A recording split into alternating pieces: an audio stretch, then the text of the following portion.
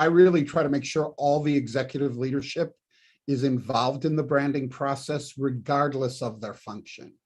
And one of the first steps we use, as you know, because this is how I found you, was I was giving every individual in the leadership team takes the archetype assessment. So it's great team building. People get to see, and everybody recognizes it, and then everyone else.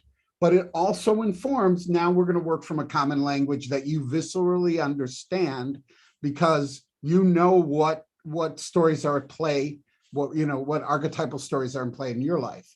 The second thing we do is we do a lot more work internally before we go externally. So if you want to be authentic, your employees are your critical authorities on that authenticity. So periodically throughout this process, we are checking in with employees, explaining the work.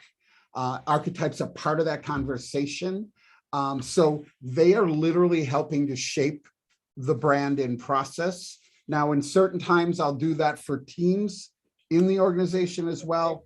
And then lastly, we're checking in with customers along this process as well. So we work with their best customers or their customers that have been with them the longest time. And throughout all of that, archetypes are the common language, because I can explain a character in a story much faster than I can explain the reasons behind the strategy. Right. But the logical reason is still there, as well as the emotive cultural. Yeah. And that's, this whole tap into these individual stories that we all get. Tony, you shared with me some examples, sort of, I think it's your wife's business, right? Where you've been able to experience this connection right down to the behind the scenes employees, and how their personal stories are a reflection of the brand, and, vice versa. It'd be so cool if you share that.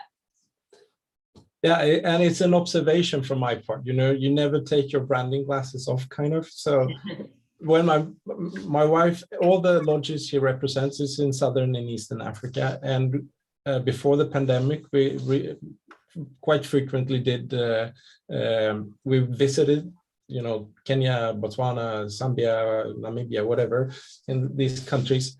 And you come to a concession, which is more or less like a part of, it's a private concession usually, and you have like 2-3 camps in that concession. And we travel and we visit them all, and we stay at all of them. And I mean, in Prague, you're traveling on the same jeeps, you're visiting the same nature. The lodges doesn't differ very much, but the customer experience is so different depending on the culture at the lodge. And that comes back to what kind of leadership they have at that lodge. And for me, it's just interesting how it works. If the leadership respects the people and the staff and train them, and they will also deliver that experience that is in line with what customers expect. And I just thought that this can travel. This is how it works in all companies of all sizes.